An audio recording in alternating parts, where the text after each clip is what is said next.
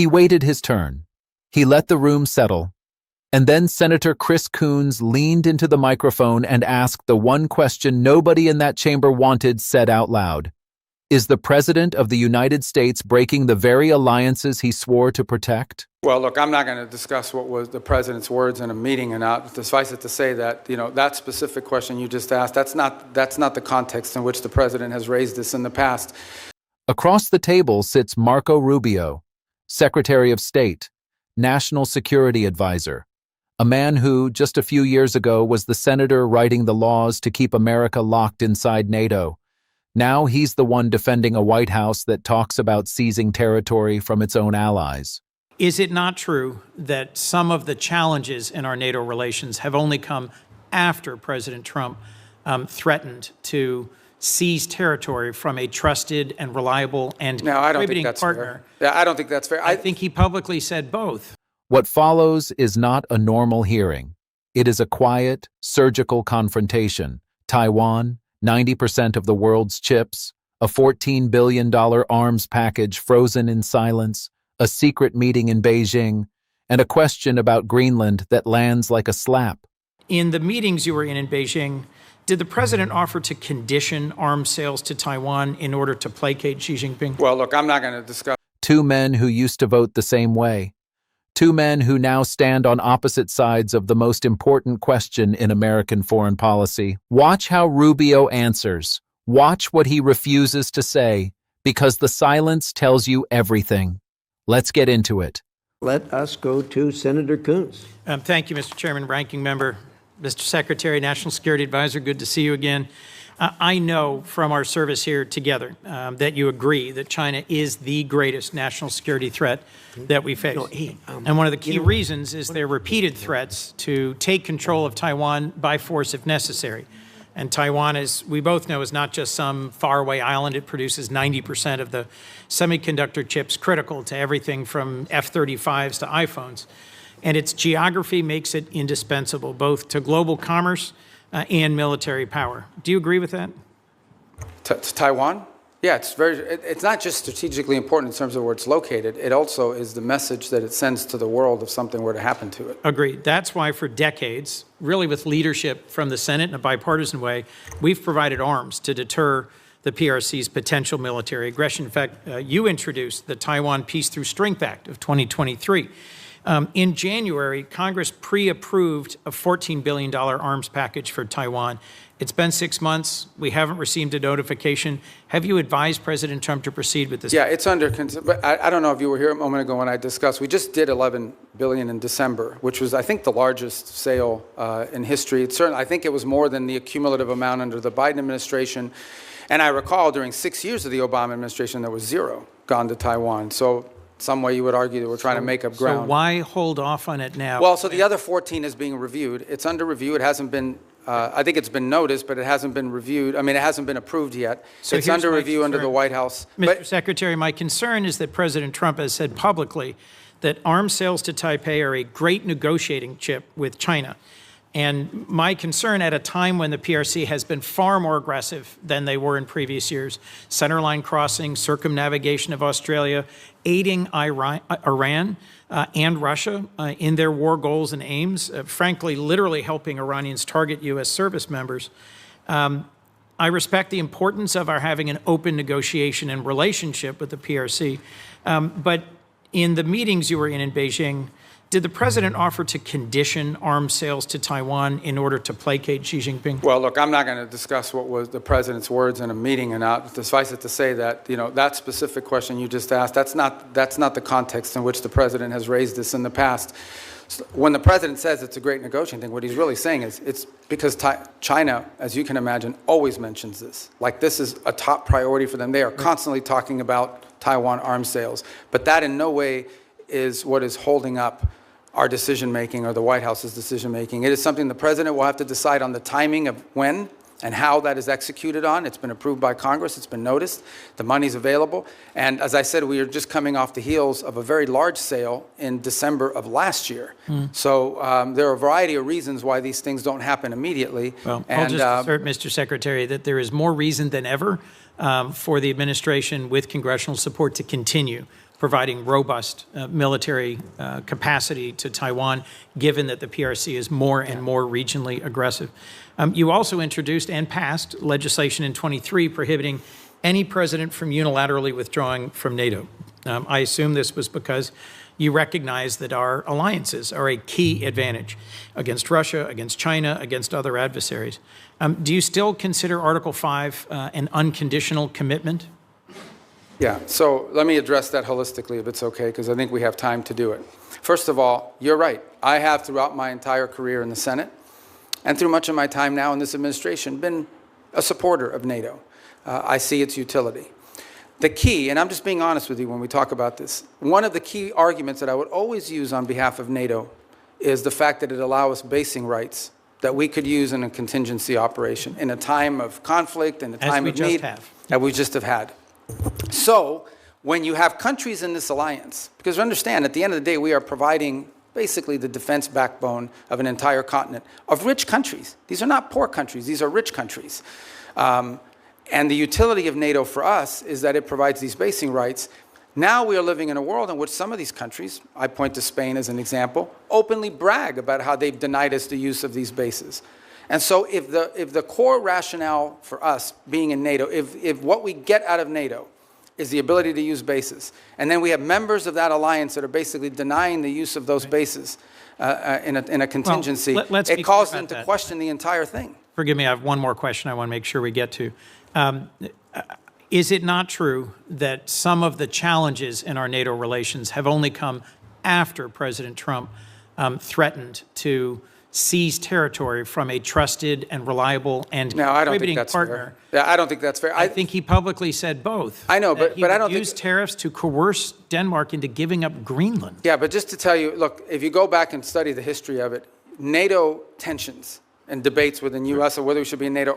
In the 1970s, it was the reverse. It was the administration trying to stay in NATO and Congress trying to get us out. Yes. I happened to see a speech, they were playing it after he passed away on C-SPAN, Jesse Jackson at the 1988 Democratic Convention calling for the United States to get out of NATO. I was these debates over NATO, you were at that? As was Joe Biden. Oh. Joe Biden didn't support that position then, and I don't support that position now. But my point is that these debates about NATO have been ongoing for a long time.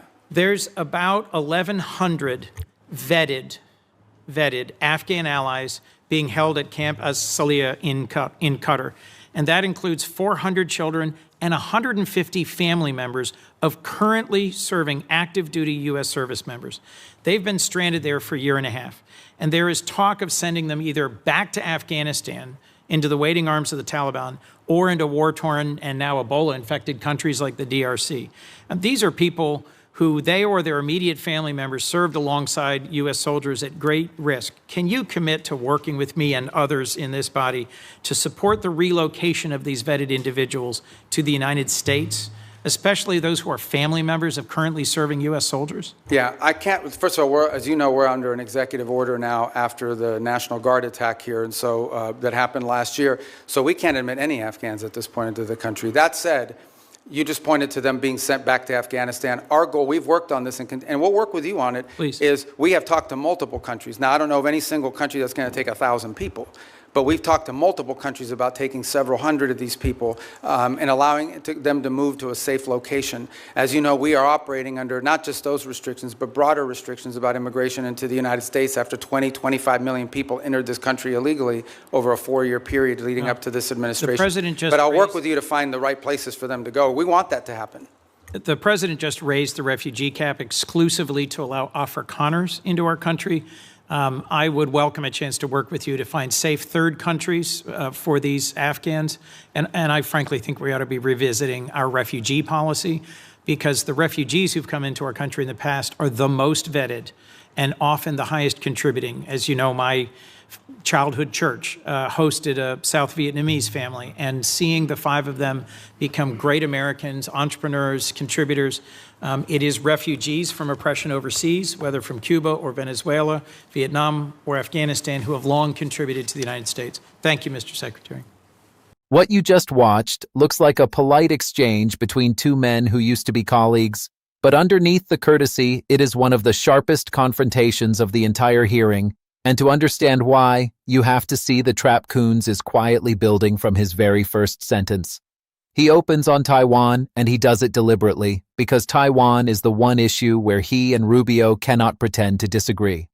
He reminds the room that this is not some faraway island, but the place that produces 90% of the world's most advanced semiconductor chips, the chips inside everything from fighter jets to the phone in your pocket, which means whoever controls Taiwan controls the bloodstream of the modern economy. Rubio agrees, easily, because agreeing is free. But then Coons springs the real point. Congress pre-approved a $14 billion arms package for Taiwan back in January, and 6 months later, it has not moved. It is sitting in a drawer somewhere inside the White House.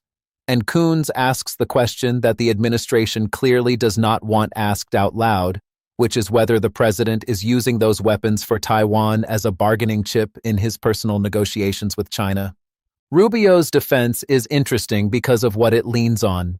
He pivots immediately to the $11 billion sale his administration pushed through in December, calling it possibly the largest in history, and he reaches back to score political points against the Obama years and the Biden years, when, by his telling, far less or even nothing flowed to Taiwan.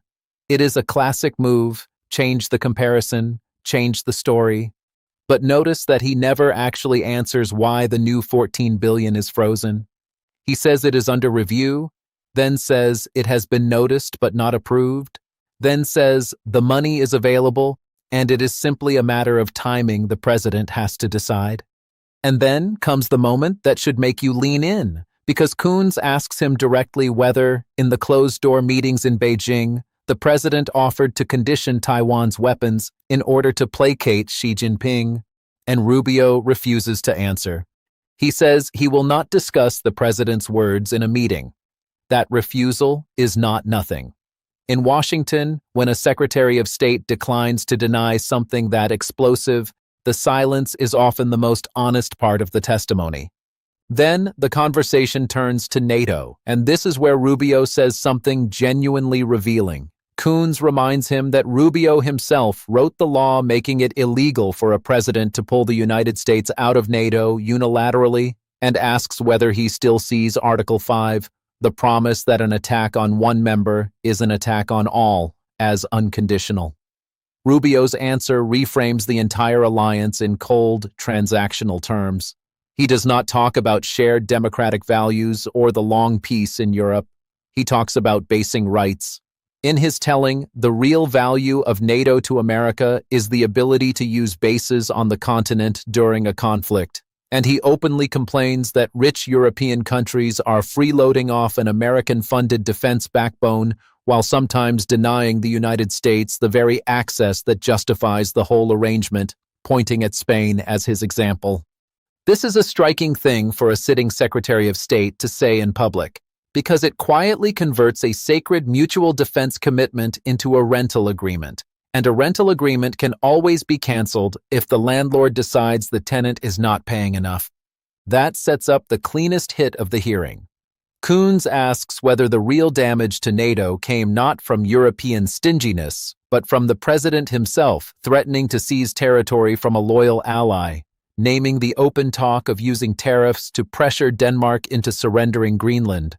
Rubio says that is not fair, but instead of explaining why, he escapes into a history lecture about how Americans argued over NATO back in the 1970s and how Jesse Jackson once called for leaving the alliance at the 1988 Democratic Convention. It is a deflection, and a clever one, because it tries to make today's tensions sound like just another chapter in an old argument rather than a brand new wound inflicted by the current president's own words. Coons does not let the larger point dissolve, and then he pivots to the human cost of all this hard-edged foreign policy. The roughly 2,000 vetted Afghan allies stranded in Qatar, including 400 children, and the family members of soldiers still wearing the American uniform, now facing the threat of being sent back to the Taliban or to collapsing states abroad. Rubio's reply is honest about the constraints. An executive order now blocks Afghan admissions, but Coons lands his final blow by pointing out that the same administration just widened the refugee door specifically for white South African Afrikaners while slamming it shut on the Afghans who bled alongside American troops. He closes not with an accusation, but with a memory, the Vietnamese family his childhood church once took in and watched become proud Americans. A quiet reminder that the refugees America once feared have a long history of becoming exactly the kind of citizens it needs, and in that contrast between who gets let in and who gets left behind sits the whole moral argument of the day.